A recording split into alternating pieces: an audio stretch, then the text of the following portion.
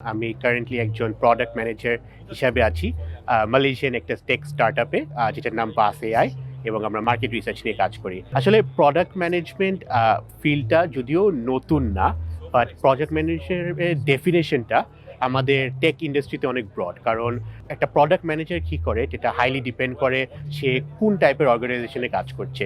Product ম্যানেজারদের মূল কাজটা হলো কাস্টমারদের সাথে কথা বলা, ডিসাইড করা যে তারা কি বিল করবে, কেন বিল করবে এবং কার জন্য বিল করবে। একটা টিপিক্যাল টেক কোম্পানিতে প্রোডাক্ট ম্যানেজারদের যে প্রোডাক্ট টিমস থাকে, যেমন লেটস সে আমরা ফর এক্সাম্পল একটা প্রোডাক্ট বিল করব, একটা প্রোডাক্ট ম্যানেজমেন্টের দায়িত্ব হলো যে সে মার্কেটের সাথে কথা বলবে, কাস্টমারদের সাথে কথা বলবে, জানতে যাবে যে কাস্টমারদের কি রিকোয়ারমেন্ট আছে, রিকোয়ারমেন্টসগুলো বুঝবে, এই বিজনেসটার কি একটা কম্পিটিটিভ অ্যাডভান্টেজ আছে নাকি মার্কেটে এটা বুঝবে, বুঝে সে ডিসাইড করবে এই ফিচারটা বিল করা কি কোম্পানিটার জন্য প্রফিটেবল হবে নাকি।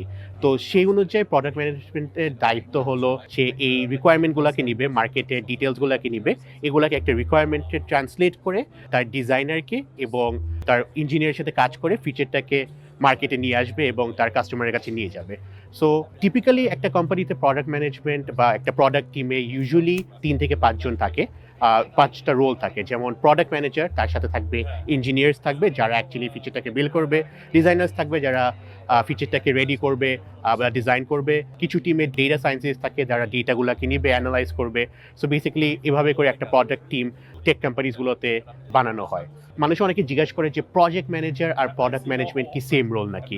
আসলে কিছু ক্ষেত্রে ফান্ডামেন্টালসগুলো সেম, যেটা হলো একটা প্রজেক্ট ম্যানেজারের দায়িত্ব যে একটা প্রোডাক্ট ঠিকমতো ফুললি ডেলিভার হচ্ছে কিনা, সেমনভাবে একটা প্রোডাক্ট ম্যানেজারের দায়িত্ব যে প্রোডাক্টটা ঠিকমতো ডেলিভারি হচ্ছে কিনা, অন টাইম ডেলিভারি হচ্ছে কিনা, সব টেস্ট কেসেস পাস করছে কিনা। সো ওই ক্ষেত্রে প্রজেক্ট ম্যানেজারের যে প্রোডাক্ট ম্যানেজমেন্টের দায়িত্বটা আর একটু ওয়াইড স্প্রেড, আর এই জন্য একটু ডিফার করে। বাট আমি যেটা প্রথমে বলেছি যে আসলে প্রোডাক্ট ম্যানেজমেন্ট অনেক ব্রড একটা টার্ম, আর depending on size of the company, যেমন ছোট কোম্পানিতে মেবি প্রোডাক্ট ম্যানেজার অনেকগুলো কাজ করে একসাথে, বড় একটা কোম্পানিতে একটা প্রজেক্ট ম্যানেজার অনেকগুলো ইঞ্জিনিয়ারের সাথে কাজ করবে। ইট ডিফার্স ফ্রম আপনার কোম্পানির সাইজ কি, বা আপনি কি টাইপের প্রোডাক্টে কাজ করছেন বা কি ইন্ডাস্ট্রিতে কাজ করছেন। যারা এখন নতুন প্রোডাক্ট ম্যানেজমেন্টের দিকে আসতে চেষ্টা করছেন, আই থিঙ্ক প্রজেক্ট ম্যানেজমেন্টের একটা ভালো দিক এবং খারাপ দিক হলো এটা কোনো ফিক্সড পাথ বলে কিছু নাই। Most of the project management রোলসে আপনি যদি একটা টেক ব্যাকগ্রাউন্ডের থেকে হন, এটা তারা প্রেফার করে বিকজ আপনার টেকনিক্যাল নলেজ তো থাকে। বাট এছাড়া আপনি যদি বিবিএ ব্যাকগ্রাউন্ড থেকে হন বা ইকোনমিক ব্যাকগ্রাউন্ড থেকে হন, ইভেন কি আপনি যদি ফিজিক্স বা কেমিস্ট্রি ব্যাকগ্রাউন্ড থেকে হন, আপনি স্টিল প্রোডাক্ট ম্যানেজমেন্টে আসতে পারবেন। বিকজ প্রোডাক্ট ম্যানেজ এমন একটা স্কিল, এটা খুবই প্র্যাকটিক্যাল। সো আপনার কাজটাকে করে শিখতে হবে।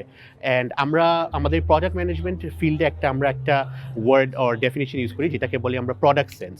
মানে আপনার বুঝতে হবে যে আপনি যে প্রোডাক্টটা বিল করছেন, আপনার এটার জন্য একটা ভিশন থাকতে হবে, আপনার বুঝতে হবে ওটার সিনারিওটা বুঝতে হবে, এটা বিজনেস কেসেসগুলো বুঝতে হবে।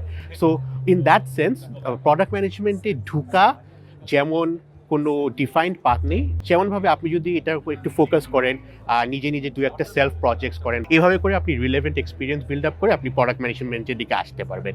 এছাড়া এখন internet is a very good source, যেখানে আপনি অনেক প্রোডাক্ট ম্যানেজমেন্ট রিলেটেড কন্টেন্ট পাবেন অন ইউটিউব, অন ডিফারেন্ট সাইটে, যেটা ফ্রি, আপনার কিছু পে করা লাগবে না। And obviously you can also, আপনি আমাদের মতো যারা ইন্ডাস্ট্রিতে অলরেডি আছে, আই থিঙ্ক প্রোডাক্ট ম্যানেজমেন্টে অনেক আছে, রিচ আউট করে তাদের কাছ থেকে ইনসাইট নিতে পারেন যেটা আপনি কীভাবে প্রোডাক্ট ম্যানেজমেন্টে ঢুকতে পারেন।